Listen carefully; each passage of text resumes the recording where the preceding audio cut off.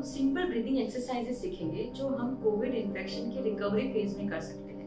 Thoracic expansion exercise. इस exercise में हम दोनों हाथों को सीधा ऊपर लाते हुए नाक से सांस अंदर लेंगे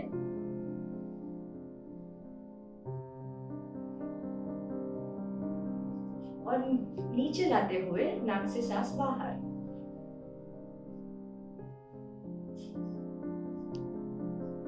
धीरे धीरे सांस अंदर और हाथ ऊपर।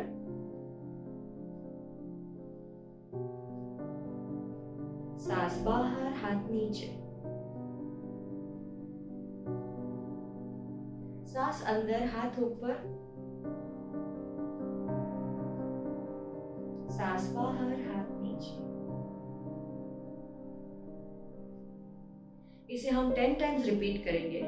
इसके बाद दोनों हाथों को सामने लेंगे, सांस अंदर लेते हुए दोनों हाथों को बाहर लाएंगे,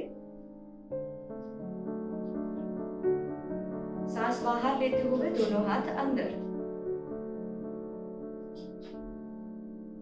सांस अंदर, हाथ बाहर। सांस बाहर, हाथ अंदर। सांस अंदर और बाहर।